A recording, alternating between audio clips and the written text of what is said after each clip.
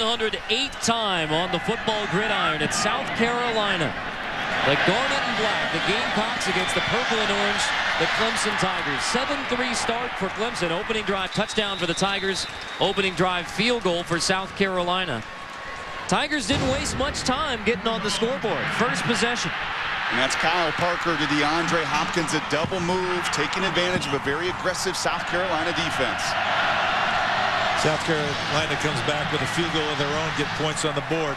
But again, I can't tell if the 85,000 people here are all standing up or just a ton of them are standing up, but I've never seen that at a football game. In the first quarter, guys standing up already. Rivalry recap brought to you by Dr. Pepper. The third longest uninterrupted series in college football history. 102 straight years these teams have gone at it. They used to play in Columbia State Fair Week. They called it Big Thursday. But 50 years ago, they began the home and home between Clemson and Columbia, South Carolina. So 50 years ago, for the first time, South Carolina came to Clemson to play here at Memorial Stadium, Frank Howard Field. Clemson has owned it here at home, 16-8-1. And one question we had tonight, could Andre Ellington, the leading touchdown maker for Clemson, play? Well, he hasn't played yet. It's been all Jamie Harper in the backfield for the Tigers. And if he hasn't played yet, odds are he will not play, because when you get something shot up, you try to warm up. If you stand around on the sidelines, you'll never play. Kyle Parker turns, gives to Harper again on 2nd and 9. Stop made by Holman. Let's take a look at the impact players brought to you by Liberty Mutual when the Tigers have the ball. And we look at Jamie Harper. He's a big back, 230 pounds, but very versatile, the third leading receiver for the Tigers. On the other side of the ball, Devin Taylor, I think we've talked about the fact that he has 7.5 sacks, but also has 8 passes broken up. Long arm guy, and then Stephon Gilmore. Again, I think the best football player, pure football player, leading tackler, best cover guy, forced fumbles, recovered fumbles, does it all. Third down for Clemson.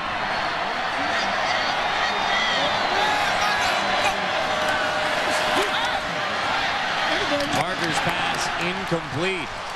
He took a hit at the end, but no flag. If that ball get tipped or just come off his hand wrong?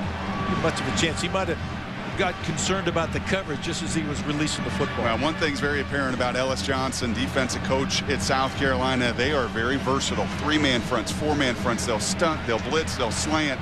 They're throwing the entire defensive playbook right now at Kyle Parker.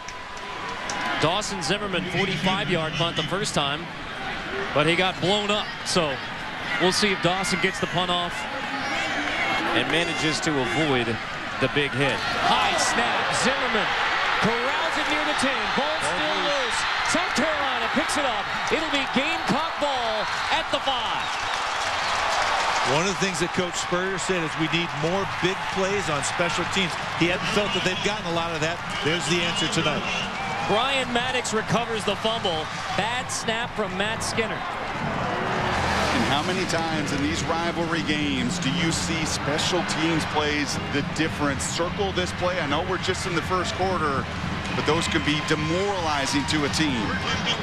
Clemson has had huge special teams mistakes in the kicking game, but mostly those were field goal misses. This is a high snap. Looked like South Carolina went after the long snapper, Matt Skinner, in the middle, and it worked. It was a Clemson mistake that allowed the first points from South Carolina. The Gamecocks were stopped. A penalty allowed them to continue a drive, kick a field goal. Now a special teams mistake makes it 1st and goal. Garcia's pass is caught. Touchdown, Gamecocks.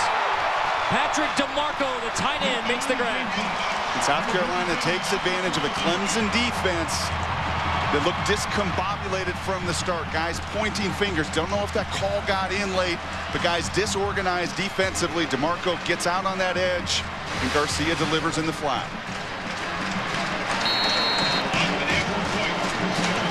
Just the 2nd touchdown grab of the year by Patrick DeMarco, the senior tight end for the Gamecocks.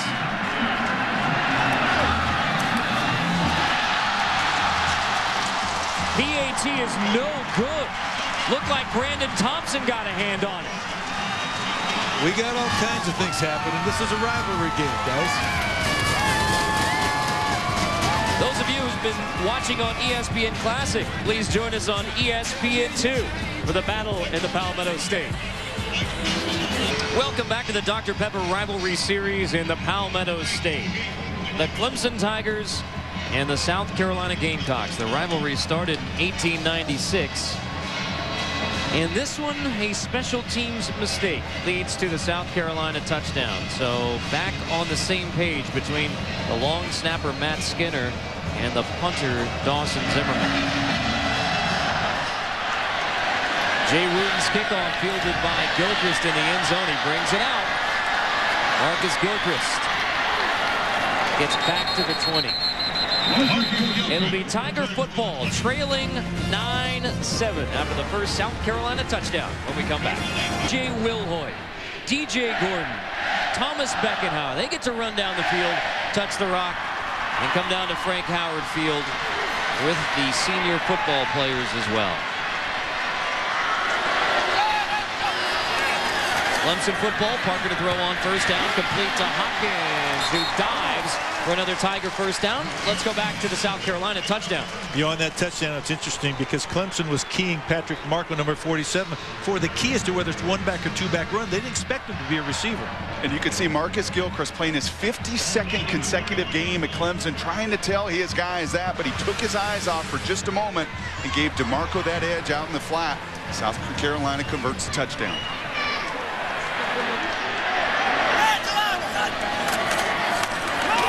Off to Harper on first down for a +4. First time Clemson got the football, it was a quick strike touchdown. 73-yard drive, but 45 of those were DeAndre Hopkins on the touchdown run. South Carolina's first points on a 46-yard field goal from Spencer Lanning. And then the touchdown coming after the special teams mistake from Clemson. Missed PAT for South Carolina. A 9-7 score for the Gamecocks out of the SEC against the Clemson Tigers from the ACC. Parker pumps and throws. It's Hopkins again who makes the grab in front of Gilmore. Ran a double move comeback, and again, great protection, maximum protection for the quarterback. Watch this route. Goes up, out, fakes the up move, and then comes back, stops, and reads it. Nice job, nice confidence, the quarterback, to put it out there for a freshman receiver. And that route takes time up front. Credit those big guys for the protection. 13-yard pickup for DeAndre Hopkins, who already has 99 receiving yards in the game. It's a way to debut against the Gamecocks. You might have noticed Philip Price, that big running back in the backfield. They put him in motion that time. He's their 6th O-lineman for their big package. He plays it like a tight end position. Came in motion that time across the field. Isn't that smart, Mike? When you're playing a team that slants and is giving you all these looks, go ahead and pile it in there. Bring the 300-pound backup lineman as your tight end, your 230-pound back. I like that option to take advantage of all that movement from South Carolina. Andre Ellington is suited up but hasn't seen the field yet. Missed the last 3 games with turf toe. Was hoping to go in the final home game of the year. Parker on second down, trying to set up the screen. It's batted down. Cliff Matthews gets his big paws on it. That was a really good play by Josh Dickerson, their inside linebacker. We watched film yesterday. He was a guy that really popped out on that film as a smart player. He sniffed out that screen. Parker had nowhere to go.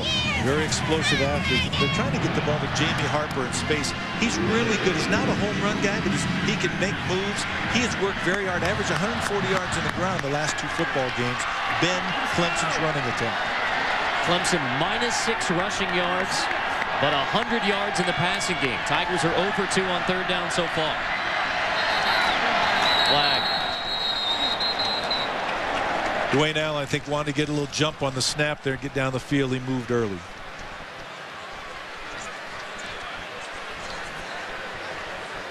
The guys that looked the longest at the sideline after the play, probably did something wrong. False start. Number 83 on the offense. 5 yards from the previous spot. Third down. Chance to tell you our officiating crew wanted to pass along their well wishes to Mickey Haddock. 27 years of college officiating, 15 for the SEC. Well liked, well respected, be missed by all. That message from our officiating crew tonight. After the penalty, 3rd and 13 for the Tigers. Pressure coming. Clemson picks it up. Parker. Hot Hopkins running underneath it. Couldn't haul it in. I tell you what, that was a great job of protection again.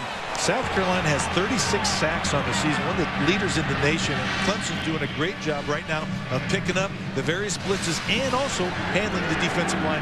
You see the inside dog. This is a blitz that South Carolina likes, especially in their nickel situations. Parker did such a great job on that early touchdown of putting air on that ball. But when you move in the pocket, it takes a little bit extra time. You don't have that chance to put the same kind of loft. Got to be more precise. He just misses McDaniel. Just misses Hopkins. On the punt away this time from Dawson Zimmerman. Fair catch called for. Ace Sanders hauls it in. 9-7 Gamecock lead. South Carolina football when we come back.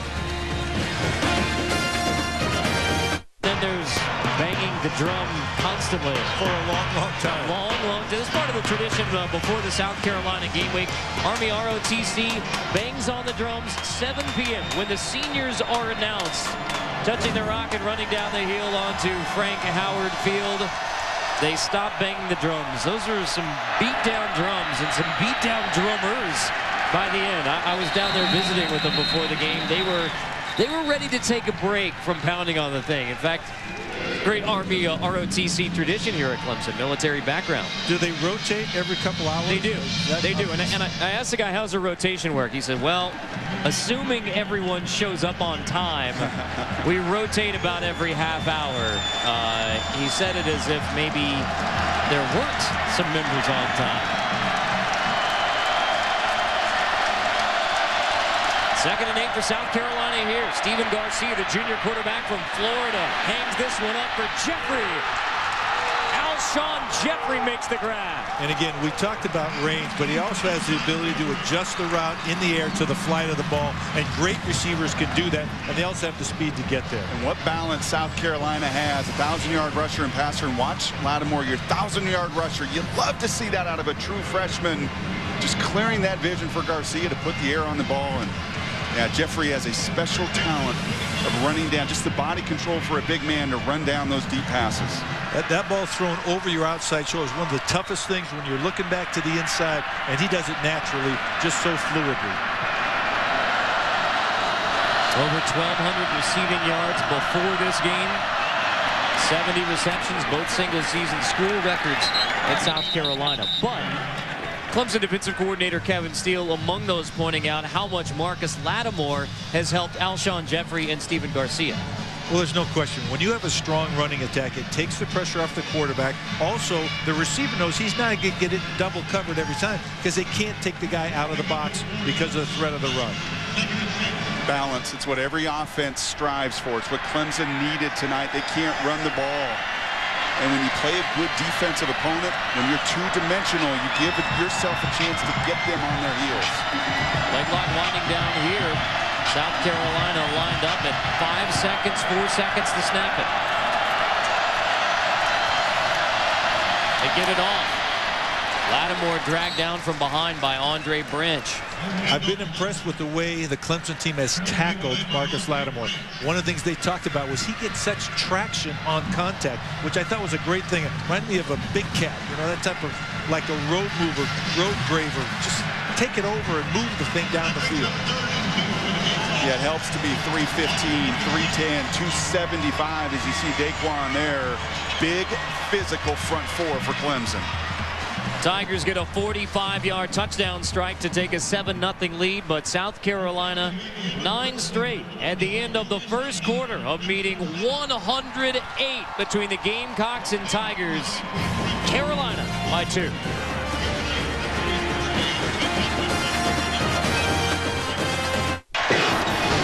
The 102nd consecutive year that the Gamecocks and Tigers have met on the field. First Tiger possession, 45-yard touchdown to DeAndre Hopkins after a bad snap and a fumble punt by Clemson. One play, South Carolina touchdown, Garcia to DeMarco. South Carolina football here, start of the third quarter. Garcia looking to the end zone for Jeffrey, who's got it. Touchdown, Gamecocks. Alshon Jeffrey makes the grab. I tell you what, caught Clemson in a blitz. No safety help. Again, even though safety was in the middle of the field, he's looking outside. One-on-one, you got to cover number one. You can't let him run down the field.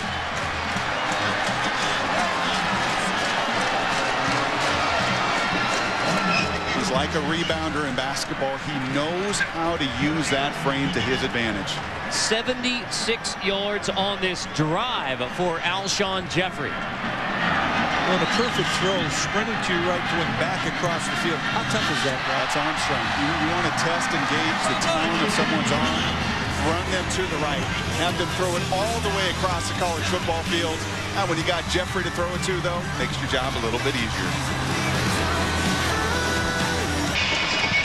Clemson opened up with a 45-yard touchdown strike to take a 7-0 lead on the Gamecocks.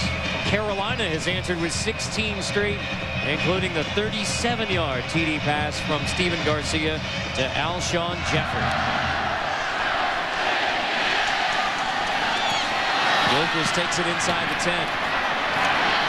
Gilchrist has room to run. Shoved out by the kicker, Jay Wooten. Take another look at the touchdown, but first, a flag down.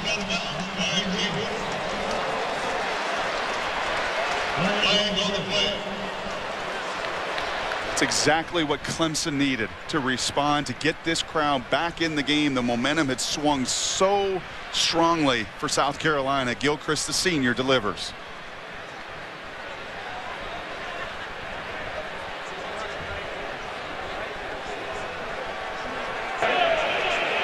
After the play was over, personal foul, unnecessary roughness, number 26 of the kicking team.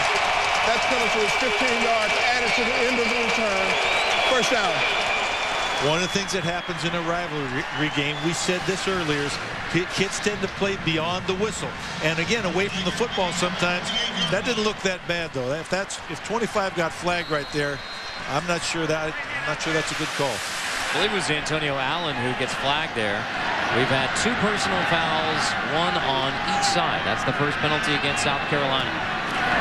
Tiger football, tossed to Jamie Harper on the edge. Harper manages to fall forward and maybe get a yard. Allen makes a stop. And that's going to be tough trading against this South Carolina group. You talk to Ellis Johnson. They run a 4-2 defense. They take a safety called a spur linebacker because he wants speed on the field.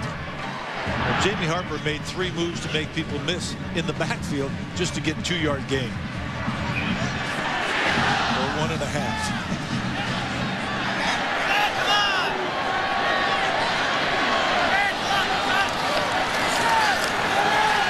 Play fake on second down. Parker has a man. Looks for Hopkins. Pass is incomplete. Bringing up 3rd down.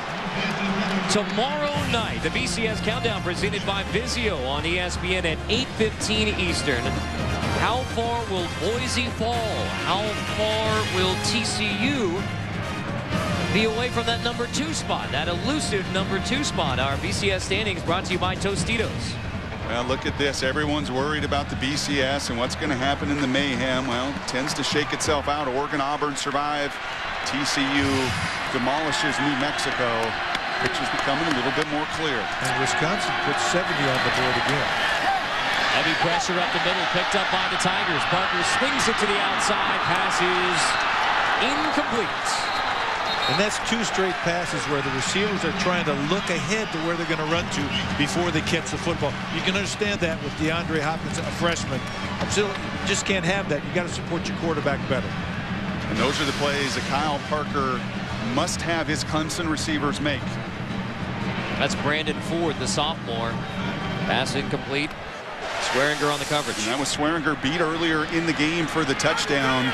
You see the velocity, the speed at which South Carolina plays defense. They jumped out at us on film, and they're playing well here in the first half after that drive. Zimmerman's punt will bounce. I'll tell you what, if Clemson doesn't win, they're going to look back and say they passed up a scoring opportunity right there.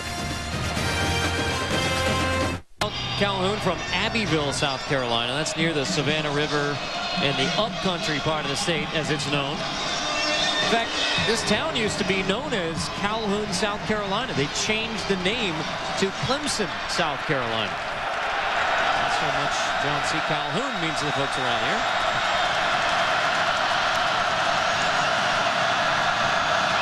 South Carolina football. Garcia tucks it on first down and dives for about 4 yards. Couldn't tell if he just took off or that was a design quarterback draw, but he did a nice job. I'll tell you what, gain of 6 or 5, I guess, how much, 4 or 5 on the play? He's sneaky, isn't he? He is. We saw the arm strength down the field. This is what he does well. He doesn't look the part. You see him down on the field, and athletically, he doesn't wow you. But he gets some hidden yards with some of his athleticism in the run game. And it slows down the pass rush when the quarterback will take off on his own. On 2nd and 6, Garcia out of the shotgun to dragging receiver caught by Cunningham. Well, on the Clemson defense, there is a linebacker wearing 44. That is Brandon May. Usually wears 20. 44 was the number of Scotty Cooper, a player who had a career-ending injury prior to this season. So on what would have been his senior day, Brandon May, a junior, switching from 20 to 44 to honor Scotty Cooper. And Cooper didn't know about it until May came out on the field with his 44. And right now, May is leading the Clemson team in tackles with 4. But 5 now. Playing a great football game.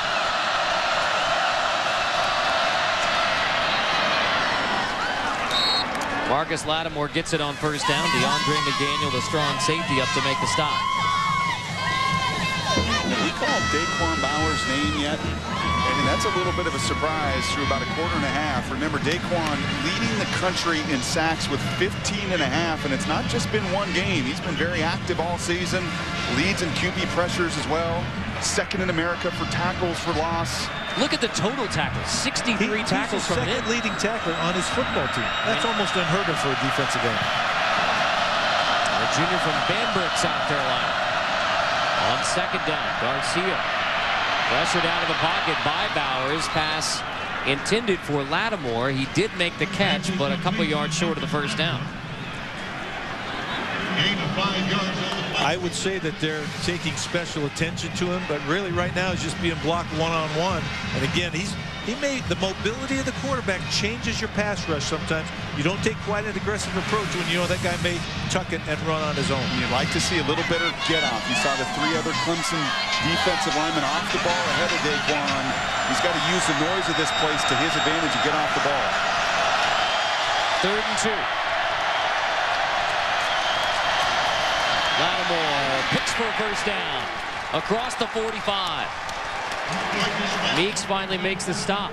Well, the freshman from Duncan, South Carolina, Marcus Lattimore, has another Gamecock first down. And I had a chance before the game to talk to Jay Graham, the running back coach for South Carolina, one-time NFL player. And I said, what makes Marcus special? And besides the physical attributes, he said, it's amazing, Mike, the student of the game. He thirsts to be a smarter football player.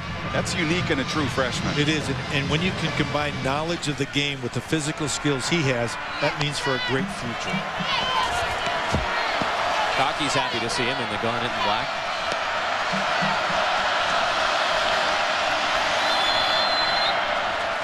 Flag down.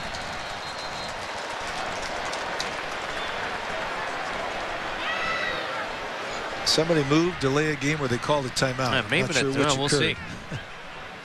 He did call it. He tried to call a timeout from the sideline. Timeout. South Carolina before the flag. Hubert Owens says timeout. Spurrier's Gamecocks. Spotlight shows us how Daquan Bauer has been held in check. The bigger the game, you need your superstars to be at their very best. And tonight, Daquan Bauer's getting very little movement. We've seen a couple plays where Lattimore chip, but a bunch of these last 4 here, these are all single up, but not only not getting the tackles and tackles for loss and sacks, just not making his impact on the pocket. Gamecocks have scored the last 16 points of the football game after an opening touchdown for the Tigers. Garcia looking for Jeffrey again, who makes the grab inside the 20. Alshon Jeffrey is tearing up the Clemson secondary. Doing a nice job of moving Alshon Jeffrey around tonight, aren't they, Coach? We've seen him outside the one-on-one. You see him cross the field and now up the seam. And it's really scary to get him inside on the safeties. You see the double move right there, goes right by. He requires so much attention, but you got to play him over and under. can't bracket him. He's too good, too much range. You know what I love about a big guy like that? He understands if he slows down too much, breaks down, he's not going to get started again. Just enough hesitation to freeze the safety. And what a target down the field for the quarterback. Already 126 receiving yards for Jeffrey, better than his 110-yard average, which is 5th in the nation. Gives to Lattimore on the draw, the freshman to near the 10. You know, there's three things that affect pass rush too. 1, run of the draw play, 2, the screen, and 3, the zone read. So all 3 of those things stop defensive ends from really coming up the field hard or committing too soon. What do you do defensively? It is such a challenge, and why, frankly, South Carolina is going to be playing for the SEC championship next weekend in Atlanta. Their balance offensively, keeping a defense on their heels, your ability to run it and throw it makes Kevin Steele's job so difficult calling the game defensively. This will be 2nd down from just outside the 10. Out of the eye. Lattimore picks up a couple, bringing up 3rd down. Rennie Moore on the stop for Clemson. One thing that makes Jeffrey stand out to me is you find, even on this roster of South Carolina, you've got other receivers that are 6'4" and 6'5", but understanding how to use that frame, your leverage, your speed, your body control. Look at the NFL game today. Look at Andre Johnson. Look at Larry Fitzgerald. They're not 4'4" guys, but they know how to separate, use their length, use that athleticism to win when the ball's in the air. And Garcia has the confidence to throw that ball up there knowing he'll go get it. So it's really throwing the ball with no fear. Gamecocks will use another timeout prior to 3rd down. It could be going right back to Alshon Jeffrey in the end zone. Speaking of NFL and playmakers, 49ers and Cardinals featuring Larry Fitzgerald. That is coming up Monday night, 8:30 Eastern. Coverage begins at 7 Eastern with Monday Night Countdown served by Applebee's. Somehow, both teams still in the playoff hunt in the NFC West. The NFC West, a lot like the Big East, where UConn, by the way, a game away from getting to the BCS championship. But Larry Fitzgerald hurt by quarterback play this year. And you see something very different developing in Columbia, and that is the connection and the confidence between these two. When you look at Garcia, there's no hesitation. When he throws that ball all the way across the field, he trusts that his big guy is going to go make a play for him. You're right. Chris Miller, my neighbor in Eugene, Oregon, is the quarterbacks coach with Arizona Cardinals, and they've struggled this year from the quarterback situation. He's working hard to make sure. It's tough when you lose an all-star quarterback, maybe a Hall of Fame, all-pro quarterback like they have. Out of the 2nd South Carolina timeout. This is 3rd down and 5. Not 3rd and goal, but 3rd and 5. The yellow superimposed line. And there's your one-on-one matchup. Let's see if they get help over the top. Garcia looks that way to Jeffrey. Locked up on the outside. Heaves it there anyway. It's incomplete. And correction, the intended receiver was Barnes. So it's Barnes at 6'4", the exact same size as Alshon Jeffrey, who is also 6'4". And the long socks, I'm telling you, they all look the same part down on the field. Incredibly athletic guys. Steve Spurrier obviously likes length at that receiver position. If this ends up being a field goal, this is a big stop for Clemson because they can stop some of the bleeding here. Again, a touchdown would have been devastating. 25-yard attempt here for Spencer Lanning, who did miss a PAT.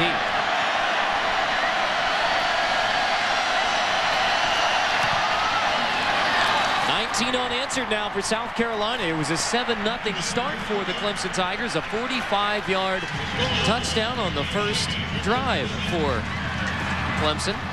Since then, Steve Spurrier's Gamecocks have rattled off 19 unanswered.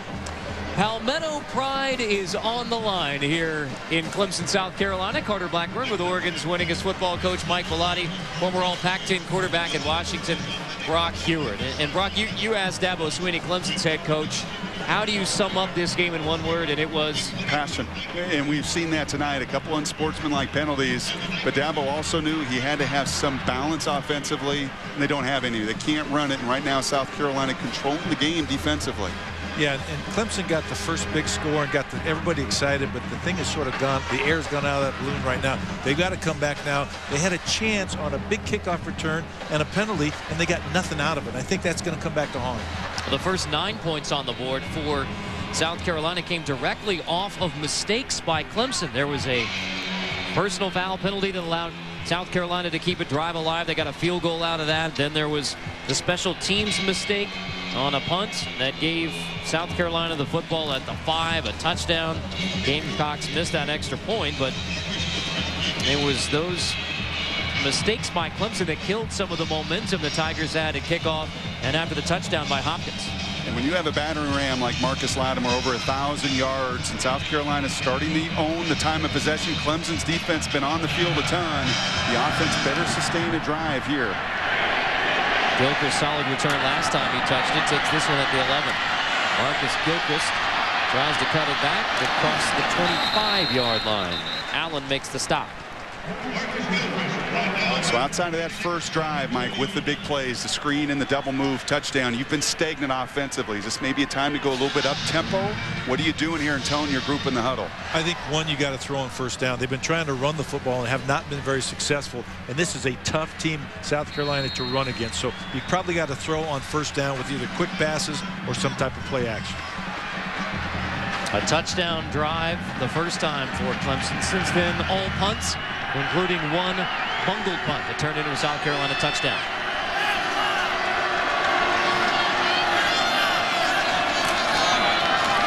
Parker gives to Jamie Harper. The junior from Jacksonville has taken over the primary running back duties. It was he and Andre Ellington, the explosive sophomore, who had alternated until Ellington had the turf toe injury. That sounds like an odd injury. It can be a very painful injury and really a handicapping injury for a running back. Very debilitating for a running back because they can't change direction. You can't stop and start.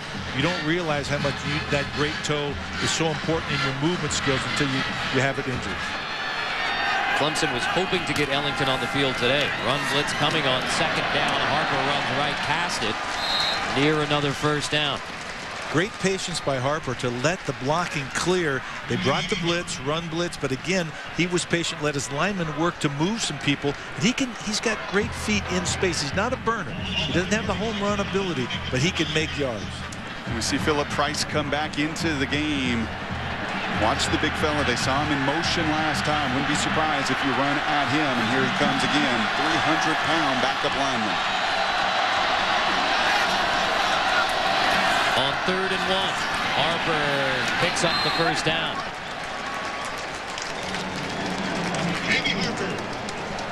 And slow getting up, Jamie Harper, the last thing that Clemson wants to see.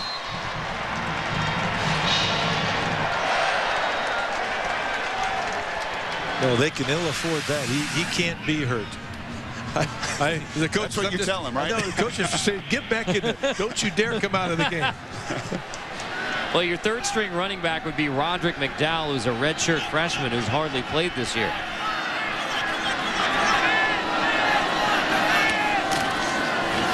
Well, Harper's going to get it again on first down. No gain for Jamie Harper.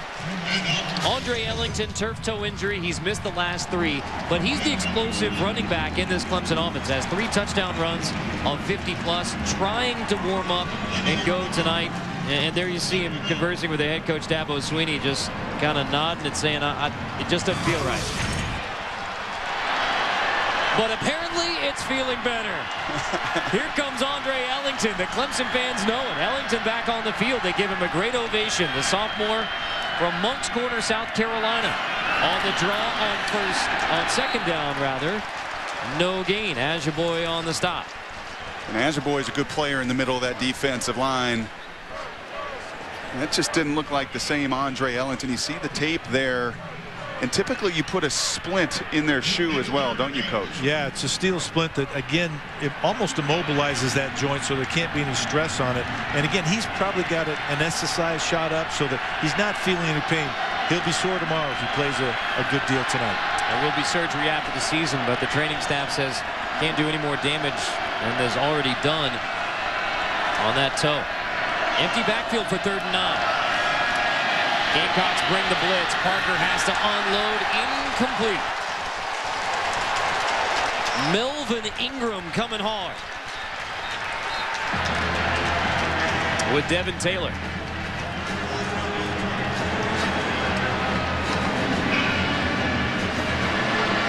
Melvin Ingram is a tremendous athlete. He actually leads this team in sacks with 8. And again, he plays about 1/3. They rotate his defensive end position to keep those guys fresh.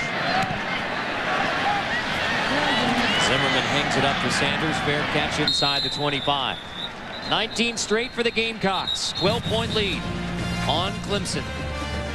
There is a flag down.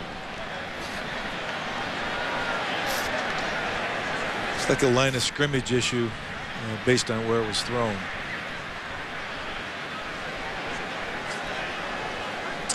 Asking Spurrier, it's going to be legal motion on Clemson. Do they want to re-punt it here? See what the head ball coach has to say. Illegal shift on the kicking team. That penalty is 5 yards added to the end of the kick. First down. Another Tiger punt, and the Gamecocks turn it into more points. 27 victory in Columbia. That was one of the 2 Gator Bowl teams under head coach Charlie Powell. Only here for 2 years. 2 Gator Bowls. Lattimore out of the backfield makes the catch on first down for South Carolina. Brewer makes a stop. First down Gamecocks. Again, they sort of lost Lattimore coming out of the backfield, and he gained about 15 or 16 yards, which is his average per catch. And what is impressive, we've seen him carry the ball a bit. And Clemson's done a nice job of containing him. We saw him chip on Daquan Bowers. You see him in protection. You see him out in routes. That's impressive stuff for a kid right out of high school. Out of the eye on first down.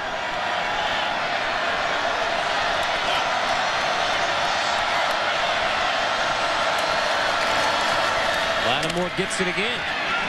Nothing doing on first down. Carrico Hawkins, middle linebacker, on the stop. Chris Berman hosts ESPN's 2-hour pregame show with analysts Tom Jackson, Keyshawn Johnson, Mike Ditka, Chris Carter, NFL insiders Chris Mortensen, and Adam Schechter. Sunday NFL Countdown presented by IBM on ESPN tomorrow, 11 a.m. Eastern. There's a lot of NFL talent playing on this field tonight.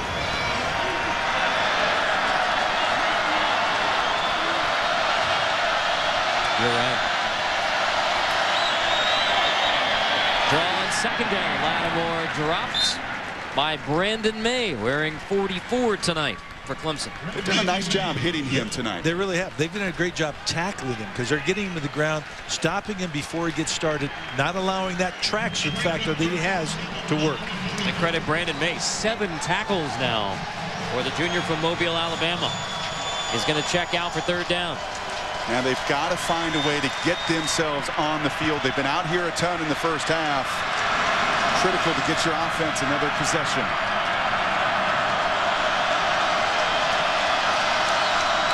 Confusion in the secondary prior to 3rd and 6. Garcia over the middle, incomplete, intended for Jeffrey, and the Tigers get a much-needed stop. I'll tell you what, that was going to the well one too many times. He was double and almost triple covered. One guy over the top, 2 guys underneath. You can see this. They're running a crossing route underneath him.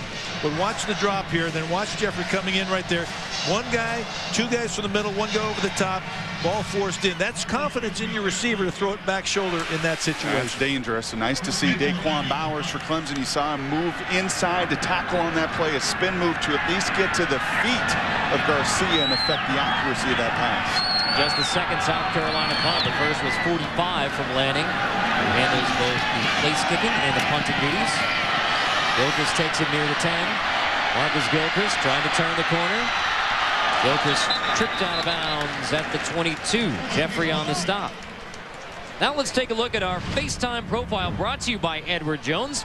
It is the musically talented Daquan Bowers. In fact, Music City Bowl last year, participants get a guitar. Dabo Swinney has that Music City Bowl guitar in his office. He says that's Daquan's guitar. He comes in here and plays it all the time. I like the coat and the outfit better. Could I get one of those? Yes. You can hang it up in my absolutely closet, right. Let's see, we have Illinois at Fresno State next week. Make sure to tune in, folks. Mike Bellotti is going to bust out Daquan's suit. You know, white sport coat and a pink carnation, that's the opposite, right? Pink sport coat? No, you couldn't pull that off. You're right. Plus, I can't play the guitar. The legendary Singing Stars was a group that his late father put together. Daquan traveled around the country with that singing group. And by the way, he says if you ever get to Bamberg, South Carolina, the Alley Wings at Raiders, that's the place to go.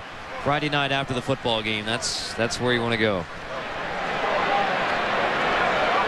His cousin Chris Franklin played here when he was a kid. He said he used to love coming to Memorial Stadium, Frank Howard Field.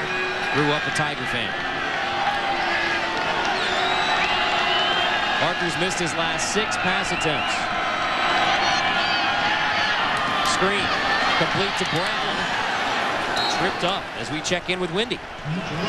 Thank you very much. Coming up on the Outback Steakhouse halftime report, there's Bedlam in Stillwater with Oklahoma and Oklahoma State. It is official. There are 3 teams that finish atop the Big Ten. We'll tell you how the BCS will sort it all out, and the ACC championship game is set. We'll show you who is headed to Charlotte and how it happened. Well, we know South Carolina is going to the SEC championship game. Champs of the SEC East Division for the first time. Gamecocks, a former member of the ACC, where Clemson competes. On 3rd down, receiver slips, pass is incomplete. Intended for 4.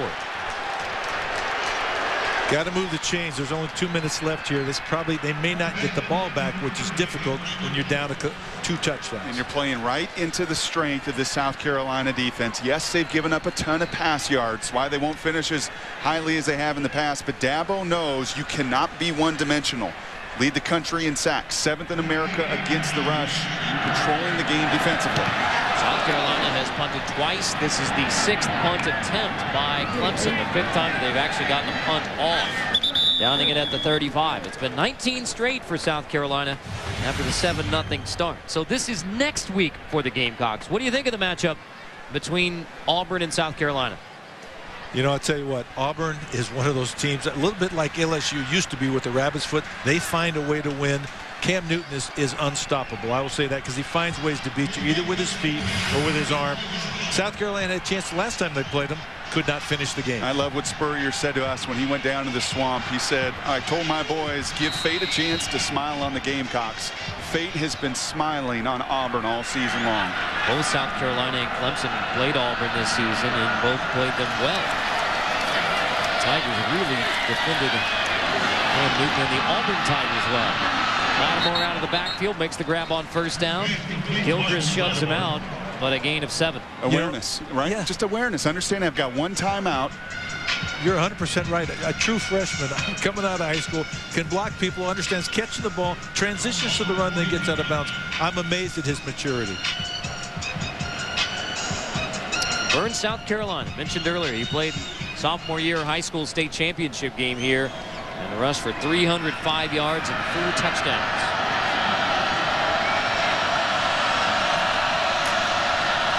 Lattimore gets it again on the draw.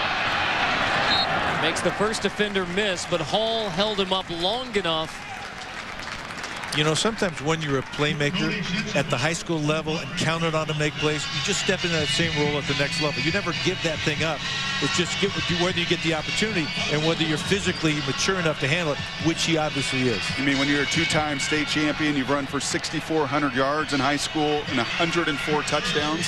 I think that does give you some confidence when you move to the next level. Been there, done that. Came into this week tied for the national lead with 19 total touchdowns as a freshman. Garcia rolling on 3rd and 3. He's going to throw it back. Caught 1st down inside the 35. Justice Cunningham, the backup tight end, makes the catch.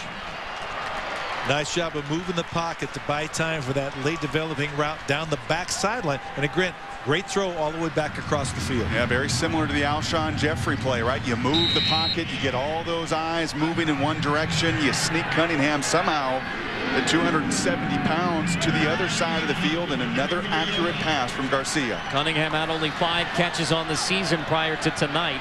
2 versus Clemson in the first half. This one goes for 25. Garcia wants Jeffrey in the end zone.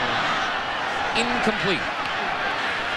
Very physical battle going down the field. I'm surprised we didn't get a flag because the ball was in the air, but they let the guys battle just a little bit there. I really like the game the old ball coach is calling right now. He's getting his stars involved. He's taking his shots to Jeffrey.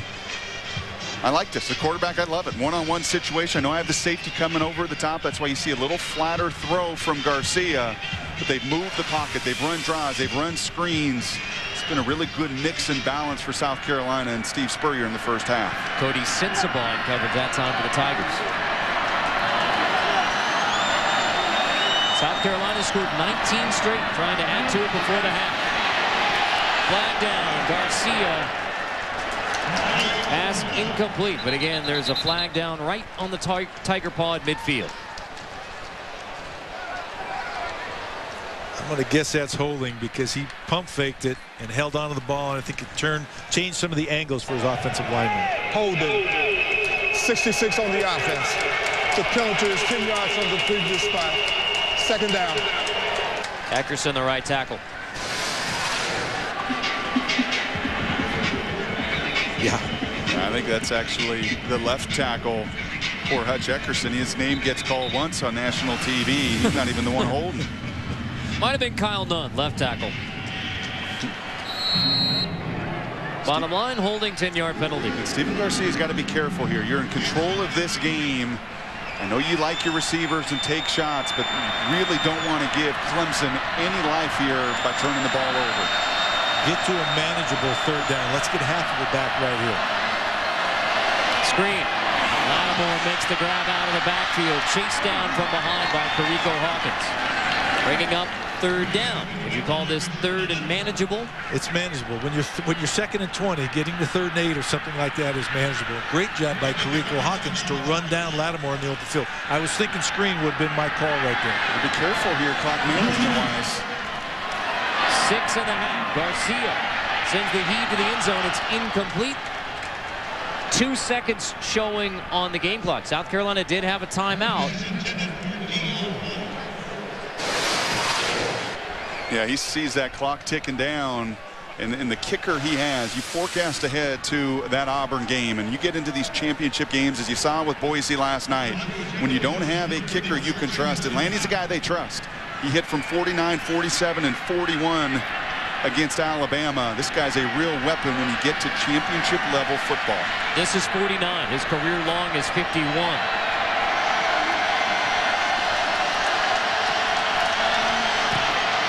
49-yard field goal is no good.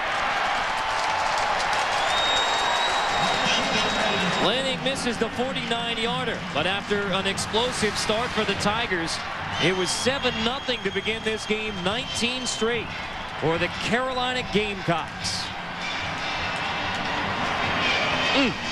Just barely 7 on the board for the Tigers in the 108th meeting between the Gamecocks and Tigers. Now we send you to Wendy Nix for the Outback Steakhouse halftime report.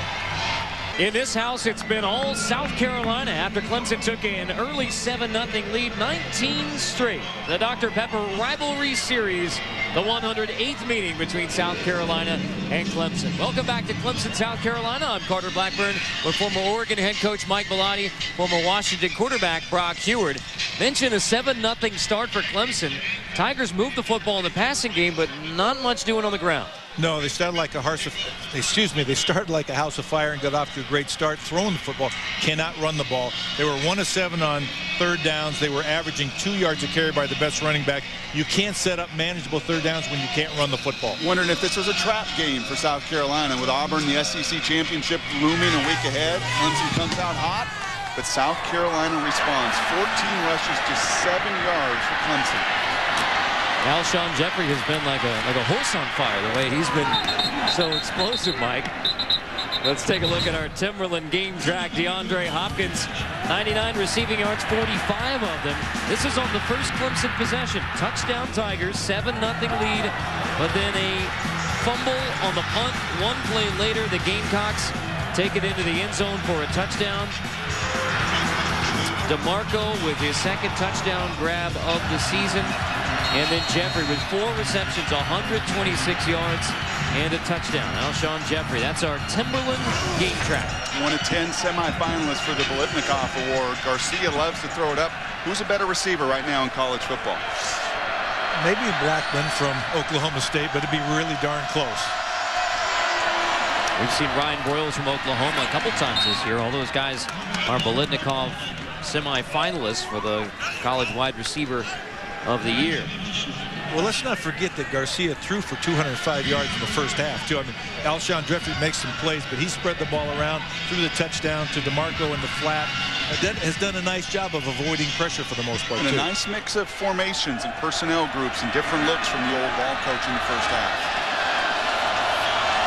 Garcia on 2nd and 7. Gives to the freshman running back, Marcus Lattimore. Maybe a yard. Jenkins on the stop. You know, both teams have done a great job of stopping the run and really containing Marcus Lattimore, because he is 100-yard back per game. But again, they've both given up some yards in the passing game. And Clemson defensively can be even. They need to force turnovers. And you're playing at home. You're in a rivalry game. You've got a good front four. You've got a veteran secondary. Clemson cannot afford to play it even in the turnover game. They have to make plays on this side of the ball.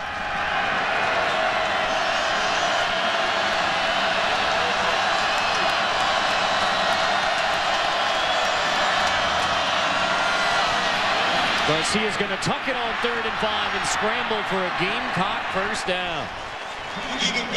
That type of a play can frustrate a defense and frustrate a defensive line. You're working very hard to get up to the quarterback. All of a sudden he's gone and he picks up the first down. Yeah, you stuff the run on 1st and 2nd down. But this is what South Carolina has done so well this season. 9th in America in 3rd down conversions. You look ahead next week to Auburn. You play in championship games. You've got to find a way to stay on the field offensively. Well done by Stephen Garcia.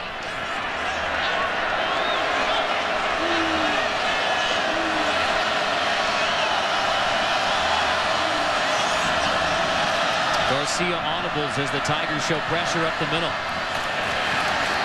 Lattimore picks up a couple. I tell you, the Clemson team has been a very good tackling team tonight. Lattimore is one of the harder guys to tackle with both his vision and his strength and power. They've done a great job of single tackling him in the open field. And yet 51 rushing yards for Marcus Lattimore, so he's right around pace for another 100-yard rushing game. Over 1,100 rushing yards now in his freshman season, averaging 5 yards a carry, 17 rushing touchdowns, 2 receiving touchdowns. Tied for the national lead in total touchdowns as Garcia is dropped. Intended for Alshon Jeffrey. Brandon May gets the pressure. Great job of getting your hands on the receiver at the cornerback position. Made Garcia hold the football, let the pass rush get to him. He took a couple of great hits right there. And this is what you do not want to see with an SEC championship on the line in a week. And Garcia's been a little ginger. I think it was an earlier scrum, an earlier run play. He's been dangling his arm a little bit. And if you're Clemson and you see that opposing quarterback hurting, then you got to get after him that much more. How about what Auburn is thinking? There's a flag down. Garcia rolling, pressured again, throws it into the turf. But again, flag down. There were 2 people in motion. I don't think they reset for South Carolina. I don't know if there was somebody offsides for Clemson also. There's definitely a procedure penalty on South Carolina. So Garcia clearly with a left non-throwing arm hurting.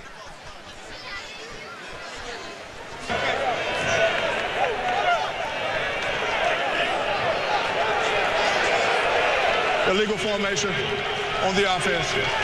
5 players in the backfield. That penalty is refused. 4th down. Tigers get the stop on 3rd down. Stephen Garcia to the sideline to get attention on that ailing left non-throwing arm. Whether you are ahead or behind going into the 3rd quarter, it's not the way you want to start the 2nd half. You want to get some first downs. You want to get it moving, get your team excited.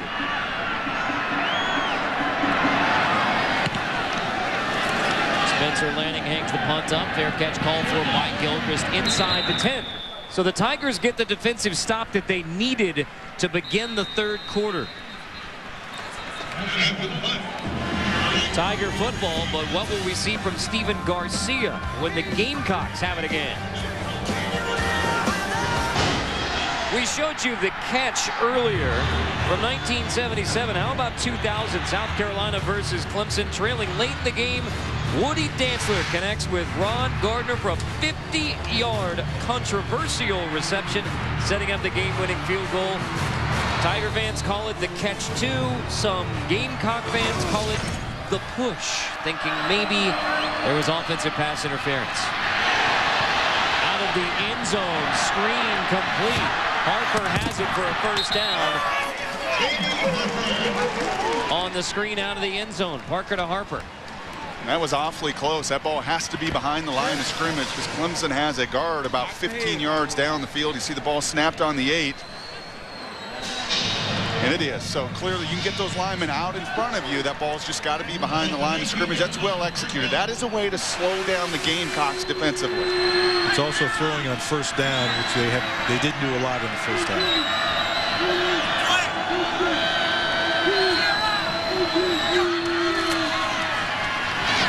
On first down, it's Harper again. Harper rumbles across the 35.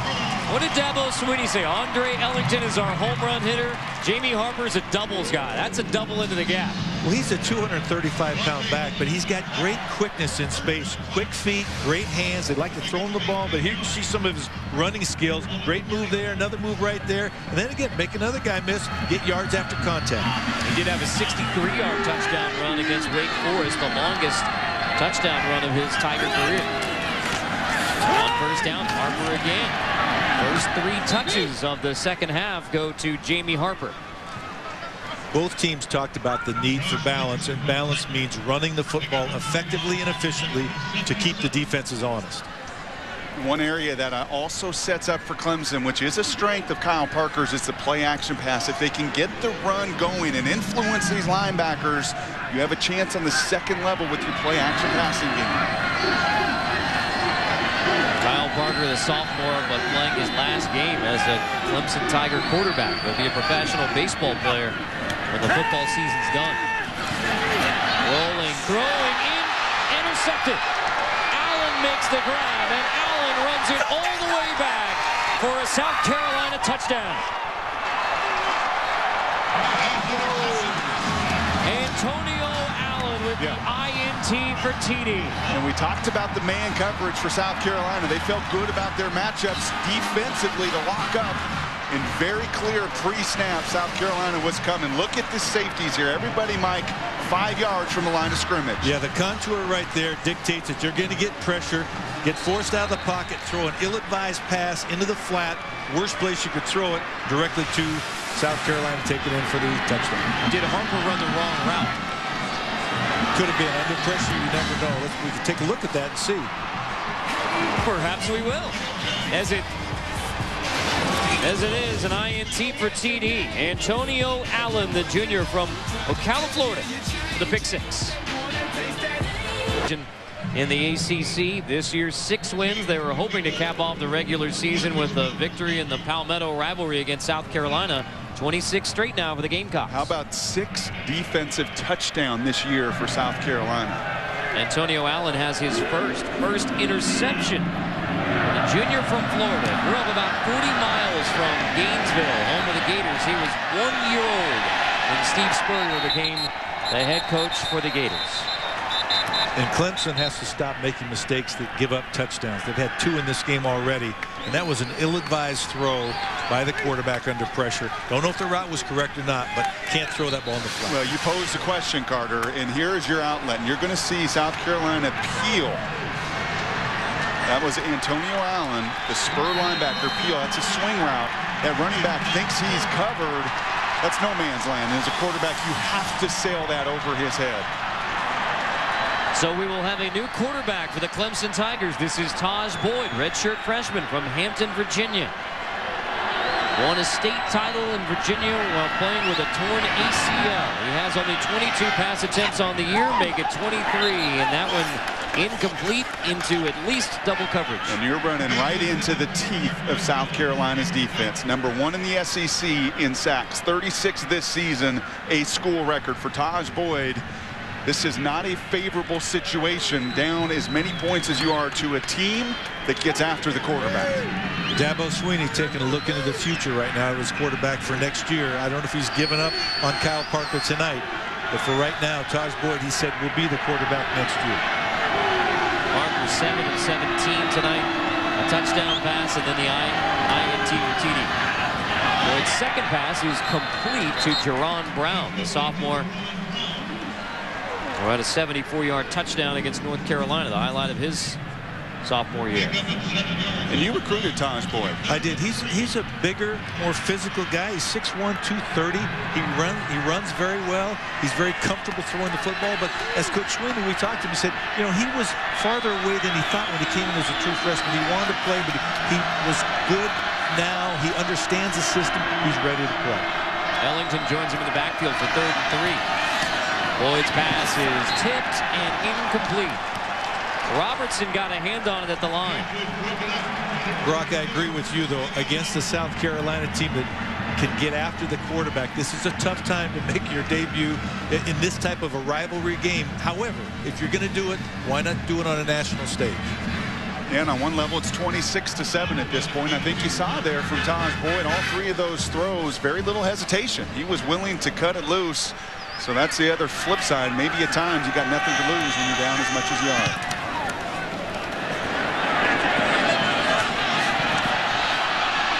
Sanders takes the punt, eludes the first tackler. There is a flag down as Sanders is dropped at the 43.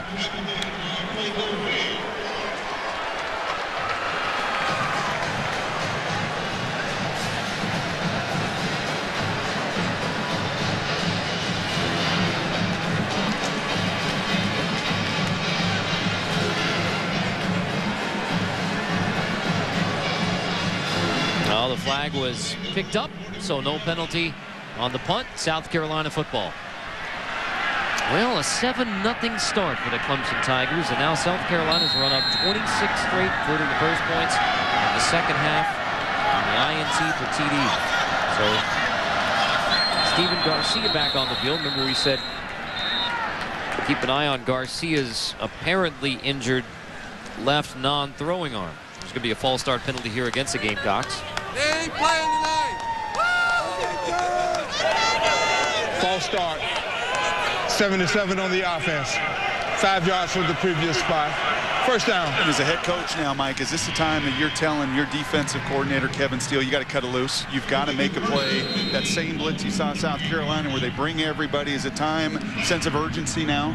It is. There's no question you've got to create some turnovers. The problem is there's still Alshon Jeffrey on the field and Marcus Lattimore. So you have to be careful. You keep enough people in the box to stop Lattimore before he gets started. And you got to find a way to stop Alshon Jeffrey while still trying to create the turnover. The clock winding down here.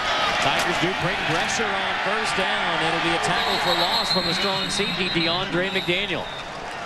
Well, in the locker room here for the Clemson Tigers, this is what this game means. All around the locker room, reminders of games past against South Carolina. The 63-17 game. Never, ever give up. A reminder for a Clemson team now trailing 26-7. And those are up year-round. It's not something for this week. This is something they look at and see every single day. Think this rivalry is important?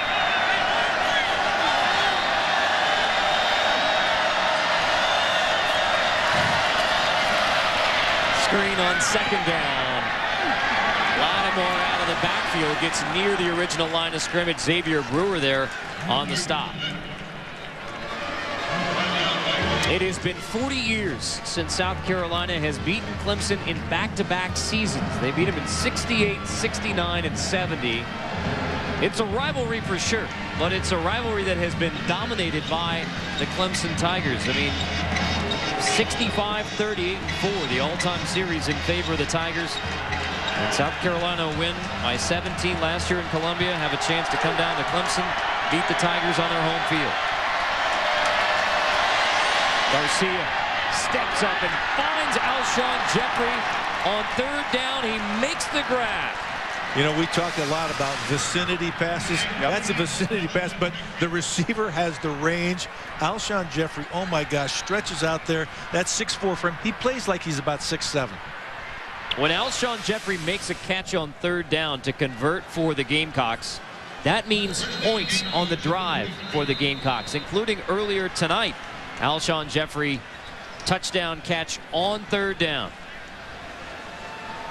This play will be reviewed. The previous play is under further review. He's got it trapped against his stomach, it looks like, although it may have hit the ground at one point. It looked like a catch by the way he controlled it. That's not a great view right there. It's going to be his left hand here. Is his left hand underneath the ball through contact with the ground?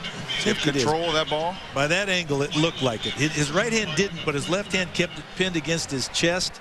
Let's see again. This one, you can't tell there. I think his leg blocks it, but it looks like the hand is under the ball, cradling it against his body. Here's the definition of in possession. A player gains possession when he secures the ball firmly by holding or controlling it while contacting the ground inbound. The ball is then in player possession. You've seen a center fielder's mitt, right, in baseball? Do his hands not look like a center field? Look at the size of his hands. Or a first baseman's glove, one or the other. A lot of web span you're talking about? Yeah, just engulfing that football, and that was zone coverage. We've seen him beat man-to-man. That's a third down. That's feeling the zone people sitting down in that window for your quarterback. If this catch stands. After further review, the ruling on the field stands. And it does. 5 catches, 141 yards, 1 touchdown for Alshon Jeffrey. We showed you when he makes a catch on third down, keeping a drive alive.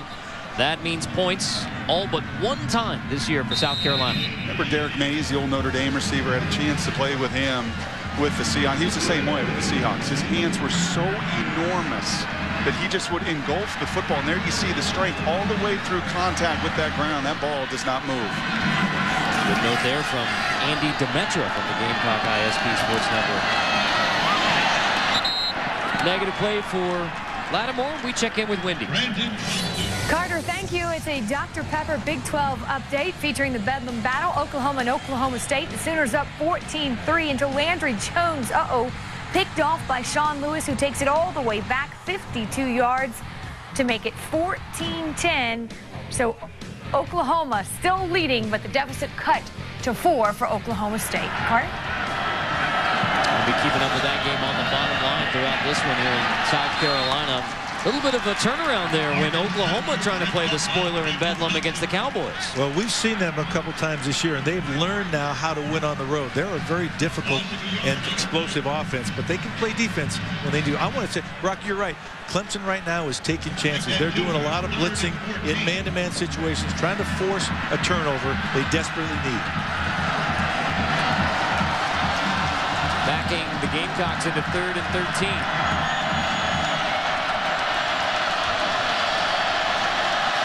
Straight rushes for Lattimore, all negative. Well, I think there was motion. Oh, boy. Yeah, and now some chippiness between the Tigers and Gamecocks. Remember, the defender can get back as long as he doesn't make contact. And that guy, again, if it's an adjacent lineman, if he comes at me and I react, it's not a penalty. But if I'm the guy on the end of the line and he goes in the middle, I don't think you can do that. Be interesting to see how this one is resolved.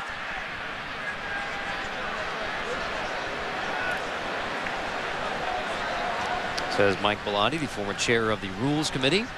You know, for a rivalry game, there was only 5 penalties in the first half, which is really pretty good. I think they've done a great job of controlling their emotions. Now, there's only 1 personal foul on either side. 1 for Clemson that resulted in the South Carolina field goal, and 1 against and one of the ones that was called, I would have questioned whether it truly was a personal foul or a late hit or whatever it was.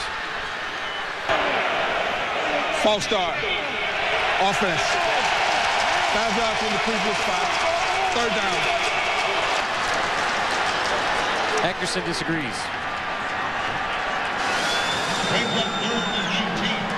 So the defender, as long as there's no contact, can come all the way through. Exactly. Get back. Yeah, so Bowers doesn't make contact, and then obviously Eckerson jumps and moves. Exactly. If it were the center or the guard, he could have reacted based on that, and they wouldn't have called it. But when it's in a non-adjacent lineman, that's not allowed. And that was Daquan Bowers who came across the line, but again had the opportunity to get back without making contact. Forcing the Gamecocks into 3rd and 19. Garcia flushed out of the pocket, flag down. Garcia's going to scramble out of bounds. Likely a hold coming up against the Gamecocks. I think that was a WWF takedown right there. And they are moving Daquan Bowers around to give him a chance to exert some of that pressure on the quarterback we've seen from him all year long. And it was Bowers blowing up the pocket this time again. He's come out more explosive in the second half. Holding. 68 on the offense.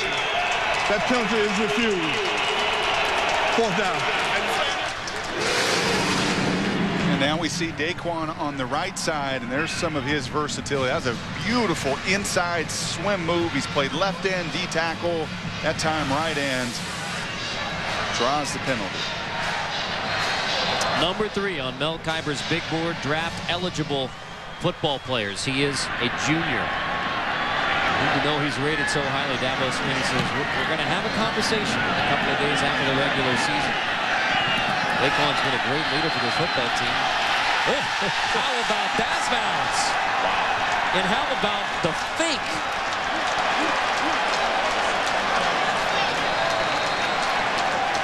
Lanning lands it inside the 1. The Tigers are backed up.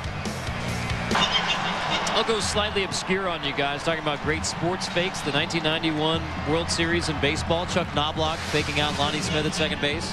Marcus Gilchrist putting himself in that fake conversation. And that's a punt returner back here. He sells it. He does his job. Watch Gilchrist with all of the South Carolina defenders around him, and here's the football before it kicks out to the half-inch line.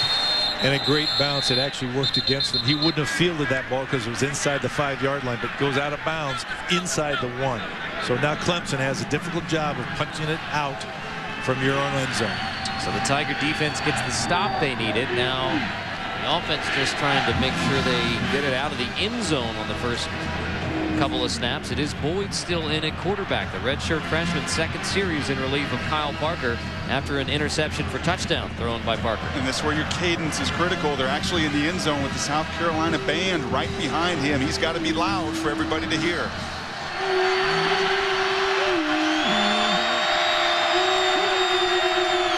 Boyd on second down. Play fake. Boyd to throw to the air on second down. Out of the end zone. Incomplete. Intended for Jerron Brown. Whitlock in coverage.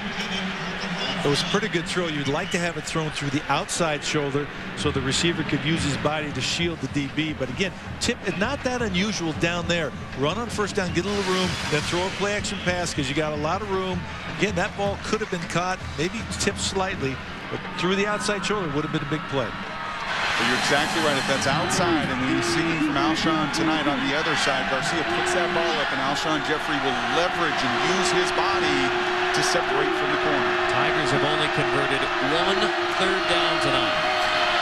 Harper gets the handoff out of the end zone on third down. Good leg drive. He's stopped short of the first down. Stephon Gilmore makes the stop. Harper gets it out of the end zone near the 10, so at least room to punt for Zimmerman. Right, the goal when you're down there is to get 1 first down, so if you get the drive stopped, you don't have to punt out of your own end zone, because typically special teams coordinators, you get down here, you get a block, it's going to result in points one way or the other. So they may be coming after this punt.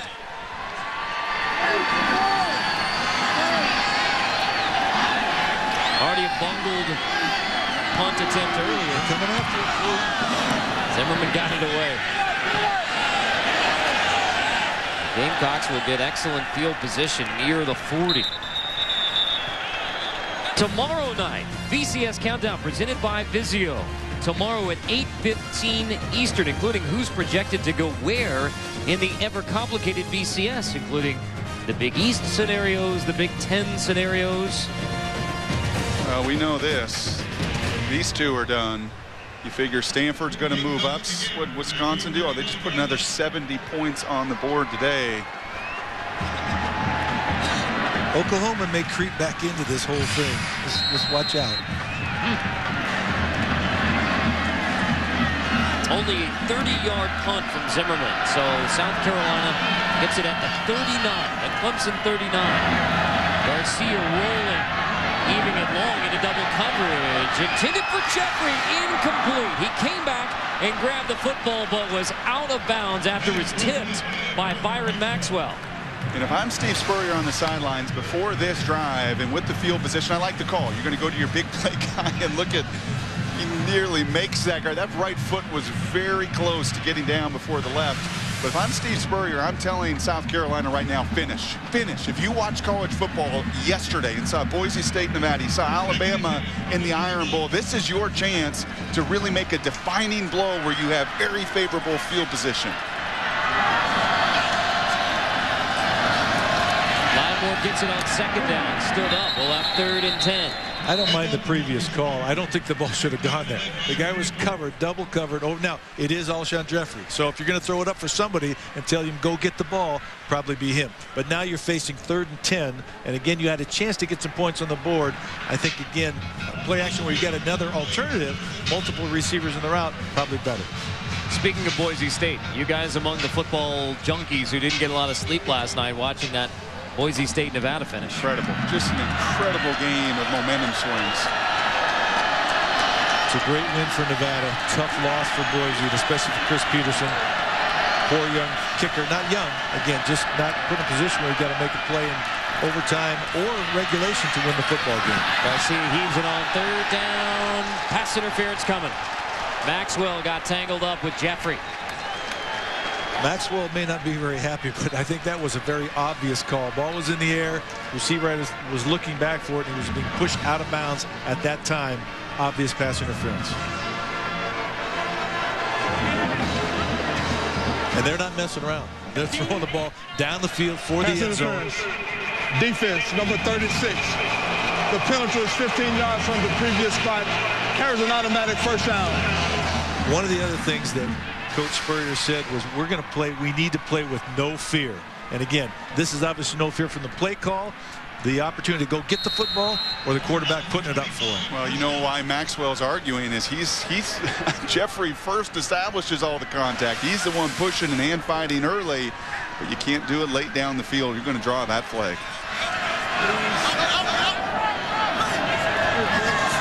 First and 10 out of the eye. Lattimore. Not much room for Marcus Lattimore. He's had to work hard tonight. He's only averaging about 3 yards a carry right now. And again, he may get to his 100 yards because they're going to run him, I believe, in the 4th quarter if they need to. I don't know if they will, though, if they're ahead. If this lead stays, I believe they'll try to get some other people in the game. Well, you got to protect him, don't you, with the championship on the line? Absolutely. Absolutely. South Carolina will play next week. Auburn in the SEC championship game. This is an out-of-conference game. Clemson in the ACC, South Carolina in the SEC. More motion on the line, another flag down.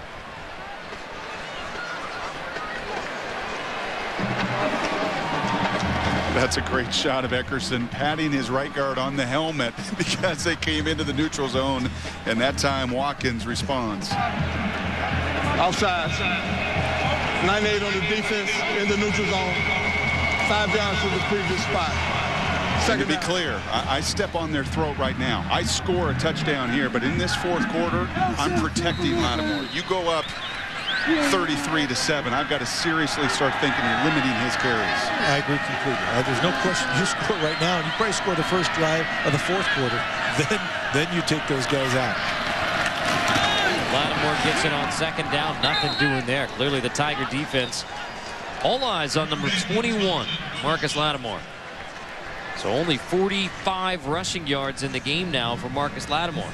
That's one of the issues with coaches at this time of the year, because you're looking at, you see other teams get beat at the end because they don't finish a game. You have limited personnel. You can't go to the waiver wire and replace a back or a quarterback or a receiver if they get hurt late in the game when you're up by 3 scores. So it's a sort of damned if you do, damned if you don't. Look at the plays in opponent's territory. One play run by Clemson. That was the 45-yard touchdown on the first possession to DeAndre Hopkins. since then, all Gamecocks. 26 straight for South Carolina. Landing with 23 in Tiger territory. Jump ball incomplete. Intended for Jeffrey on the outside. This time blocked up by Maxwell.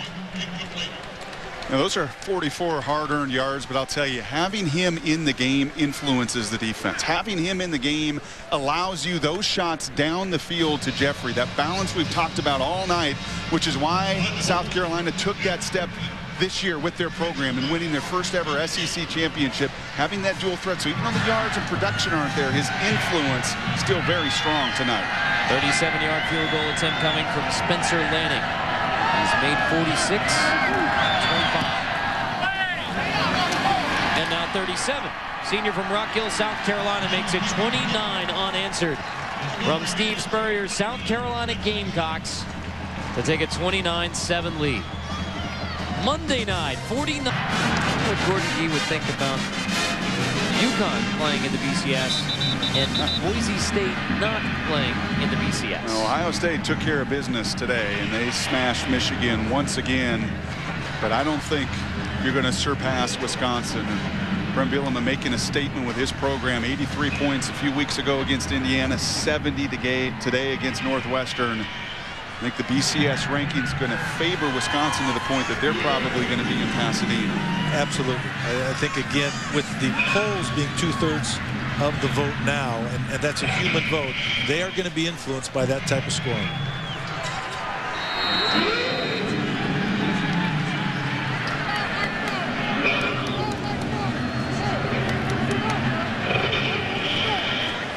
It was 7-0 Clemson.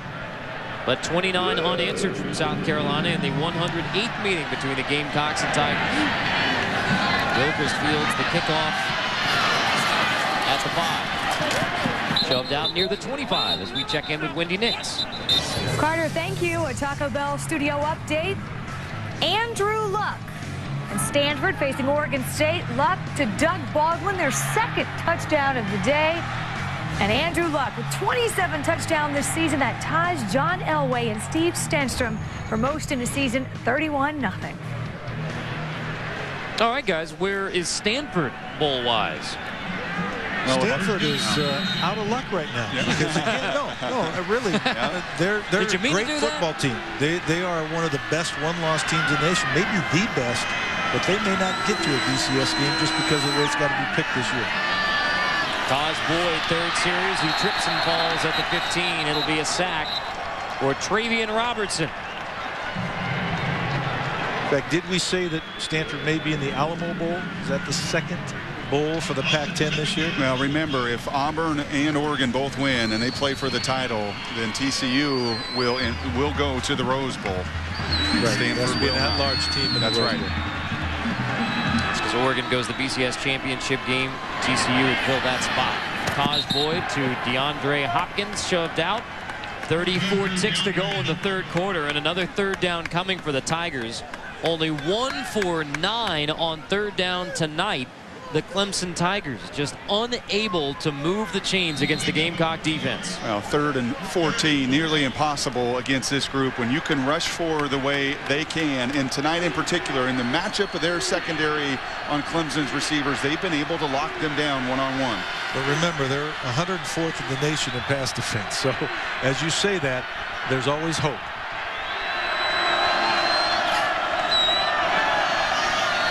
Excellent sack team. Good throw from Boyd. Pass is tipped and incomplete. Boyd put it on a rope. But Swearinger was there in coverage to knock it away. That's just a tad bit late. A little bit of a joker front for South Carolina. All the guys lingering around the line of scrimmage, and Swearinger does a nice job of dialing in on the eyes of Taj Boyd. Remember, Swearinger beat for the touchdown earlier in the game when he jumped the double move. That time he waits till the ball's in the air and he explodes for the pass knockdown. You know, it's not working much tonight, but this is a youth movement at Clemson.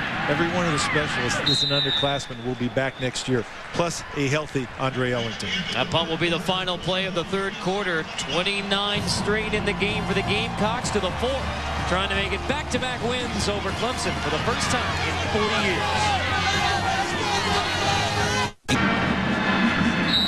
42 chilly degrees in Clemson, South Carolina, as we get ready for the fourth quarter between the Gamecocks and the Tigers.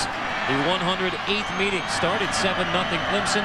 It's been all South Carolina since. The Gamecocks are 15 minutes away from beating Clemson in back-to-back seasons for the first time in 4 years. Dr. Pepper Rivalry Series. This is the third longest played continuous series in college football. I said the first time we went to that, guys, that make folks guess. I know you guys now know what it is, but I'm not sure if a lot of people would know. Kansas, Nebraska, and Wisconsin, Minnesota.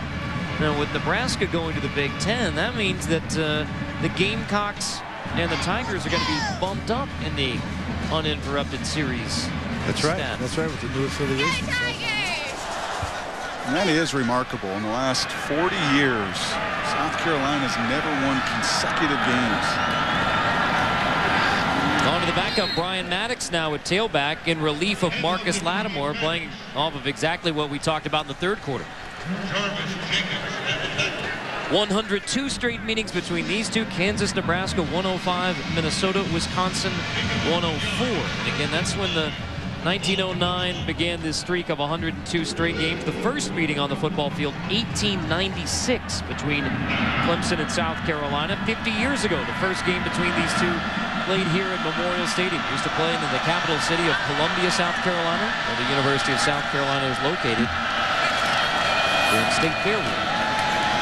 Third and 5, pass tipped and incomplete. A 3-and-out forced by the Clemson defense. This just the second 3-and-out by the Gamecocks. Andre Branch got a hand on it. Coach Spurrier, yeah, you know, I don't think he's trying to relieve the stress, or he's talking to himself down there. He knew if that pass was just an inch higher, it would have been complete for the first down. Sometimes it's tough being a quarterback for the head football coach. It's a good thing we have you here to describe the coach's body language. You needed an interpretation of that one, right? Yeah. I said, you said earlier, the old ball coach, I said, I resemble that. So. Taken inside the 10 by Gilchrist. It'll be Clemson football. The Tigers need to put points on the board in a hurry, trailing the rival Gamecocks by 22 in the fourth. Oz, our veteran handheld cameraman who patrols the sidelines. Taj Boyd is going to scramble on first down, takes a big hit, fumble the football. Clemson recovers. Boyd took a blow. One of those teachable moments you hope, if he can survive it, that you do not, taking care of the football means taking care of your body as a quarterback. And again, he should tuck the ball away right here, get down and avoid contact. I'm not sure if he even saw the guy coming from the inside, unfortunately. That's a heck of a hit. Sandwich, Quinn Smith and DeMario Jeffrey both lay the lick on Taj Boyd. That's called a Taj Boyd bobblehead, with the chin strap popping off for due measure. Get down, kid. Did you take a few of those in your career? Yeah. Not very many, because you wouldn't survive too many of those. Boyd stepping up and throwing on second down behind Jerron Brown. You know, there's no quitting the young man, and he's very tough, obviously. He's right back in there throwing that. He delivered that one right on the money. There's Mr. Oz, and he is Mr. Oz from the Lone Star State. Again, we can't introduce you to everybody on our hardworking crew, but I think Mr. Oz represents our team very well on the sidelines of college football. It is amazing what week to week goes in. We set up the big top in one college town, take it down, roll to the next one. It's amazing. Third down and 10. Boyd throwing, intended for Harper, but lucky there was somebody else there to make the grab. It's DeAndre Hopkins for just the second third down conversion by the Tigers, drawing big mock cheers from the Clemson fans. Freshman to freshman right there, and again, a look at the future. He was behind Harper, but Hopkins slides in to make the grab. Boyd tosses complete again on first down. This time it's Brandon Ford. You know, do you like, again, they're in a situation now from a play calling standpoint where they're going to throw it every down. But when you get a hit like that, you stay in the game, come right back throwing. How do you feel about that as a quarterback? Well, you certainly knock any cobwebs out of your head, and you say, I survived that. I could take the hardest hit of my life, and I get up, I have all my teeth and my senses. Screen on second down. Jones dropped for no gain. But it's even better when you can start moving these chains, and that's what they have got to find a way to do. You're right, because they have a bowl game coming up. They're not sure where they're going to play, but they've got to get some confidence in the quarterback position and this offense. Got to rediscover how to convert third downs. Well, even though Kyle Parker is a sophomore eligibility-wise, everyone knows that he's going to be a professional baseball player. So Taj Boyd, you would expect to get a whole lot more reps during those critical bowl practices as well. Extra reps. Boyd's pass here is complete. Marquand Jones hauls it in across the 45. Begrudgingly, the crowd is coming back into this game right now. I think, again, they'd be excited to see Clemson take this ball down and score. Well, they know as well that Taj Boyd is their next quarterback. On the draw, this is Harper who takes it on first down across midfield. So for just the second time tonight, Clemson crosses midfield into South Carolina territory. First time they scored a touchdown. I will say the ball comes out of his hand pretty clean. He's not a guy that struggles for RPMs and velocity. Big kid, as he said, 230, and he can throw it. Keeps it again on second down. Caught. First down, Clemson. Tigers move the football. Jerron Brown hauls this one in. He has a quick release, a very strong arm, and a nice tight spiral. And you're right, Brock, that ball gets there in a hurry. When you throw this type of route down the field before the receiver steps out of bounds, you've got finish on the ball. And I thought we would maybe see this a little bit earlier. Quicken the tempo. Try to establish some rhythm offensively by speeding it up. Trouble on first down. He heaves it into the sidelines, makes the right play. A note on Kyle Parker, we talked about him signing his professional baseball contract, first-round pick of the Colorado Rockies. He turned down even more money from the Rockies as part of that package to come back and play quarterback one more year at Clemson. He wanted to play one more season for the Tigers, but again, Dabo Swinney and everyone around Clemson football knowing that his future, his immediate future, is as a professional baseball player. Boyd on second down, spinning and picking up about 3. Well, Kyle Parker last year went to the College World Series with the Clemson Tigers. Said that the best part of going to Rosenblatt Stadium, taking BP, where you can just soak in where you are. Look around. That was the last College World Series at Rosenblatt Stadium. Parker has been a solid quarterback and a stellar baseball player for the Tigers. I wonder what's more fun, throwing a touchdown or hitting a home run. 20 home runs, 20 touchdown passes. And third down, Boyd stopped. And I will say this, Parker said the part of baseball that he took to the football practice field, the everyday grind of baseball, you don't take days off, there's a routine. So he said, yeah, he said that's what I took from baseball onto the football field, improving, getting better every day. I will be curious to watch, however, in bowl practices, what do you do now? Is it getting ready for the future, where for so many teams it's about playing those young guys? How are you going to split up those reps and that playing time in the bowl game to come for Clemson? Well, with a 6-6 record, the future is now. It's a winning season if you win that bowl game. Tigers going for it on fourth down. They fake the draw. Boyd pressured and sacked. Loose football recovered by the Gamecocks. Cliff Matthews drills Taj Boyd. Robertson recovers the fumble. Gamecocks dial it up on the redshirt freshman. The final big Thursday game played in Columbia, South Carolina, part of State Fair Week, went to the Tigers 20-0. Next year, they started the home and home with the first game here 50 years ago at Memorial Stadium. Frank Howard Field, the home of the Rock. Flag on first play coming out of the timeout.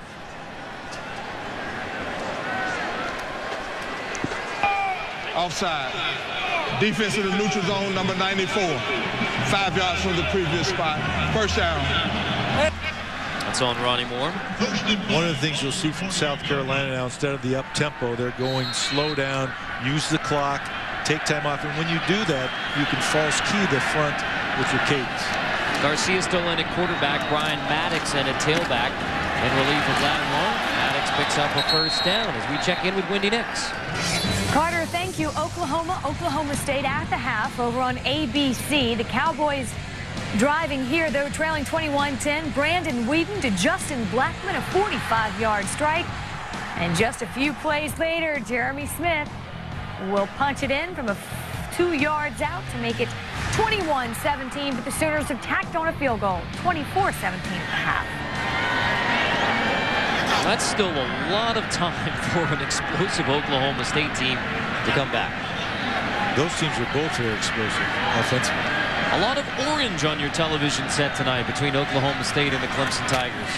Tigers going all orange tonight. Maddox, first down run, flag on the play. Guys, I wonder, in the SEC championship game, it's going to be South Carolina versus Auburn. If Auburn loses that game, so if the Gamecocks win, do you think then that third place team, assuming it's TCU, does TCU then play for the national championship, or do you think Auburn can sustain a loss in the SEC championship game and hold on to that 2 spot, play for the title? I believe 2 undefeated teams should play in the championship. The problem is that TCU was somewhat dropping, and they're playing New Mexico today, which is not going to help their strength of schedule or anything like that. So they won't rise as much. I don't know. That's a 50-50 proposition in my mind. But it probably hurts that LSU loses, right? That was a high quality win in those computer rankings for Auburn. Now LSU loses, they're going to fall out a little bit. I think if Auburn loses, yeah, I think it would be TCU that moves up. This is Maddox on 1st and 20 now for South Carolina. And a reminder, the BCS standings revealed tomorrow night, 8:15 Eastern. BCS Countdown presented by Vizio on ESPN. You know, a couple things stand out here now with just over 7 minutes to play. Number one, South Carolina, for the 3rd time, just the 3rd time. We've talked about the streaks in the history. This is the 3rd time they get to 9 wins. The other time, the Black Magic season in 1984, Lou Holtz in 2001 got them to 9, and now they have a chance not only win the SEC championship, to do something they've never done and get to 11 wins if they can run the table with 2 to go. And I guarantee you, Coach Spurrier will be talking about, he'll be talking about that 1 game at a time. Make sure you understand that. 1 game at a time. Well, remember, this could be another big play for the Gamecocks. Maddox is finally tripped up as he crosses the 40-yard line. McDaniel makes the potentially touchdown-saving tackle. And Maddox is just a bigger version of Lattimore. He's listed a fullback, 5'11", almost 230 pounds. But he can block as well as carry the football. Even with that run from Maddox of 15 yards, still not a first down. This is 3rd and 2 coming for the Gamecocks. And as you predicted, Brock, utilizing the play clock, under 9 now. And as Mike said, looking at that defensive front for which call and where you want to run this ball. Maddox takes it. Tries running right guard. Nothing there. Rico Hawkins, the middle linebacker for Clemson, in on the stop. 4th down coming for the Gamecocks. And now with 5 minutes to go on the flip side, Dabo Swinney has been very competitive here at Clemson. In fact, their 5 losses this season, you can tell a pretty good story. Just 26 points in those 5 losses, been in every game. You're looking right now at the worst loss in Dabo Swinney's career here of 32 games. Margin of victory last year in this matchup, 34-17, was the biggest defeat he had ever faced. And right now, as I said, with just 5 minutes to go, this would be the worst loss in his tenure. Remember, too, though, this South Carolina team has beat Alabama, Tennessee, and Florida. They're winning the games for the first time. This is a very good football team. Probably a step up from who they have played over the course of the season. Although the common denominator with Auburn, very close both ways. South Carolina defeated the Gators, the Bulldogs, and Vols in the same season for the first time. Game on the offense. That penalty is refused. 4th down. Yeah, and the other SEC ACC matchup today, Florida State got the better of that Florida team. That's going in the wrong direction for Urban Meyer down there in Gainesville. But clearly tonight, the physical play, the speed, the playmaking offensively, Steve Spurrier showed why this team, for the first time, won an SEC East championship. South Carolina elects to take the delay of game here. Thank you. Well, Clemson contained Marcus Latimer. They did a great job stopping the run. They just couldn't handle Stephen Garcia to Alshon Jeffrey. And then really that kept the other things open. And then they hurt themselves, as they've done all season. The block punt, the interception for a touchdown, just the self-inflicted errors, too much to overcome. Lanning trying to kick it to the corner, and good special teams play by the Gamecocks, downing it inside the 5 again. 29 unanswered for South Carolina. 5:03 from closing it out. Well, it was one big drive. the open scoring play for the Clemson Tigers. 45-yard touchdown on the opening possession. Parker to DeAndre Hopkins. That's it. That 4 hours ago? After that, 8 punts, 2 fumbles, and an interception. Long night. So what was the difference? You know, energy. They came out, threw the ball down the field, had a couple double moves, got the freshmen involved, but after that, they lost the ability to sustain themselves and get to manageable third down. Boyd quarterbacking Clemson now. There's going to be a penalty flag. Looks like a little bit of a late hit after Hopkins makes the grab. Gilmore was there in coverage. So Taj Boyd, the redshirt freshman from Hampton, Virginia, now quarterbacking the Tigers. After the play was over, personal foul. Number 5 on the defense. 15 yards from the end of the run. First down.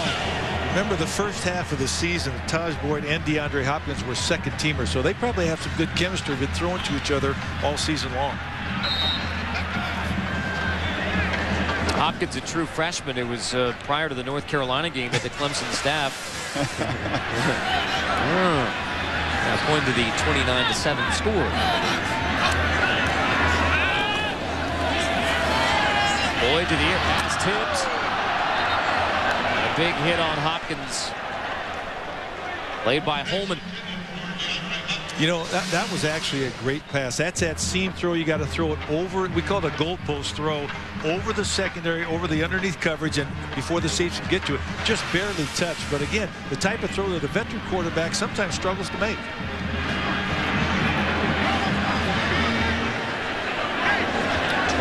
Unanswered for South Carolina, trying to beat the Tigers in back-to-back years for the first time in 40 years. They're all under 5 minutes away, and this is a historic season. Brock, we touched on it with all the wins, the opportunity to get to 11. This will be just the third 9-win season for South Carolina. They won the SEC East Division title. South Carolina's been playing in the SEC since 1992. Their only outright title, 1969, the ACC title. So they'll play next week, Auburn in the SEC championship game for the first SEC title, potentially, South Carolina Gamecocks. Carter, where were you in 1960? Minus senior year in high school. Yeah, minus something or other. Oh, shoot. That's going to be close to a first down here. We'll see. Boyd looks like he shoved out probably short. We'll see. 1969, Paul Dietzel was the head coach of the South Carolina Gamecocks. He also penned their new fight song, "The Fighting Gamecocks Lead the Way." That's still the fight song for South Carolina.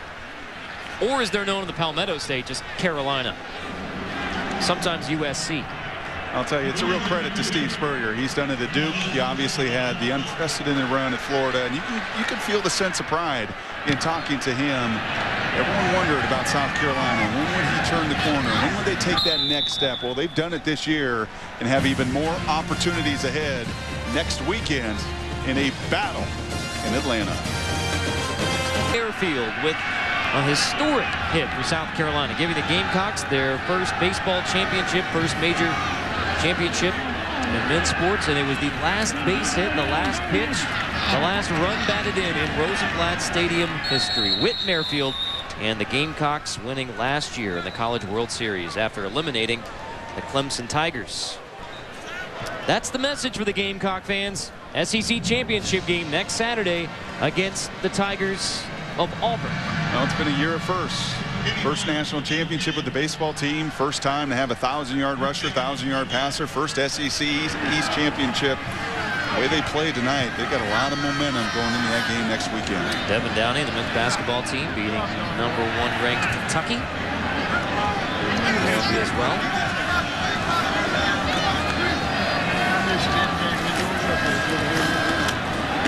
Kenny Miles is now in at tailback for South Carolina, running it on 2nd and 9.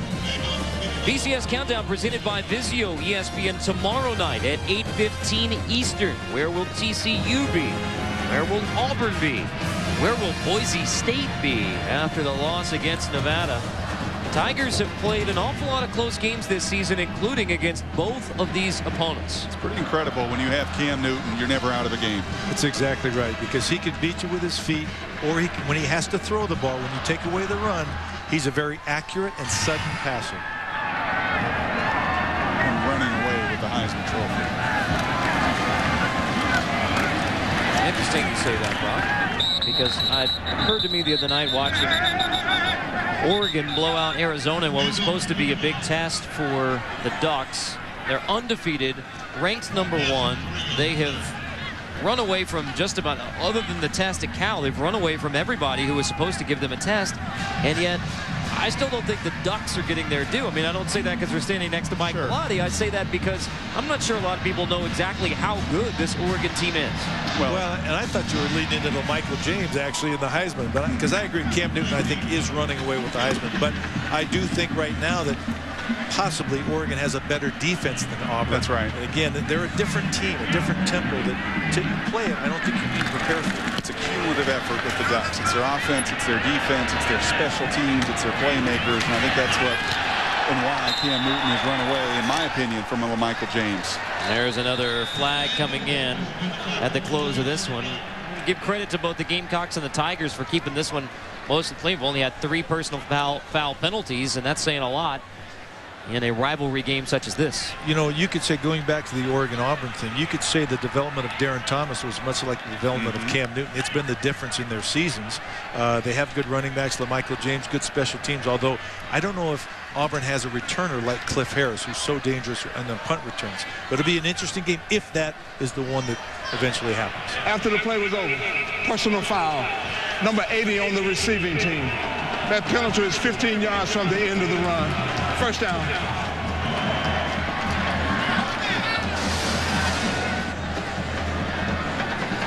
Watch the late shot right there and the push to the back. Yeah, and you want to make sure that the game doesn't deteriorate at this point. Play football, let that stuff go.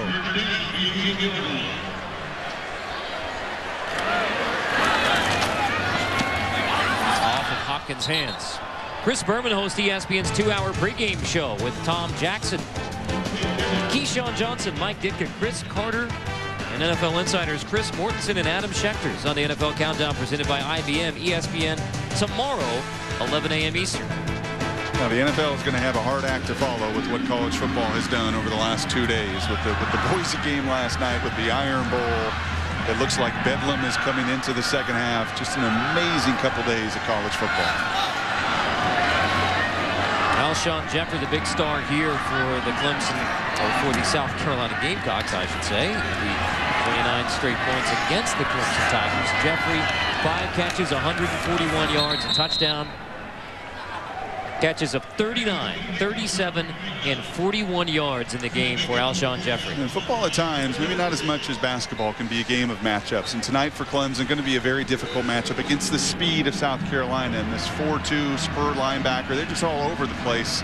Next week, Alshon Jeffrey will be a tough matchup for Auburn. But I think this speedy, undersized group is going to have a tough time with Cam Newton in that run game as well. Cam Newton is a very powerful running back. I mean, he's 235, 240 pounds, 6'6". He moves about, and he's not afraid to put his shoulder down. We got a big play coming right here. Biggest run for Robert McDowell into South Carolina territory. Clock will temporarily stop to move the chains. So who do you like next week, Coach? I know you're on the Expert Show on ESPNU Tuesday. I'm sure you'll get into this, but you know what? I will say this, and I've said this all. I don't think you can pick against Auburn. I got to pick Auburn because of Cam Newton, because of what they've done. They've never panicked. They've been behind many times during the year, but they found a way to win. TCU fans will be dressing in the garnet and black, rooting for South Carolina like crazy next week. hoping to get the upset of second-ranked Auburn. But tonight, 29 straight from South Carolina. After Clemson scored the opening touchdown, it's just the third 9-win season in South Carolina football history. The first time in 40 years that the Gamecocks have won back-to-back in the series with the Clemson Tigers. The battle for the Palmetto State goes to South Carolina. Up next on ESPN2 College Football Scoreboard, followed by the Las Vegas Invitational, Arizona versus Kansas. For Brock Hewitt and our entire crew, I'm Carter Blackburn. This has been a presentation of ESPN, the worldwide leader in sports. Now we send you to the studio and Wendy Nix.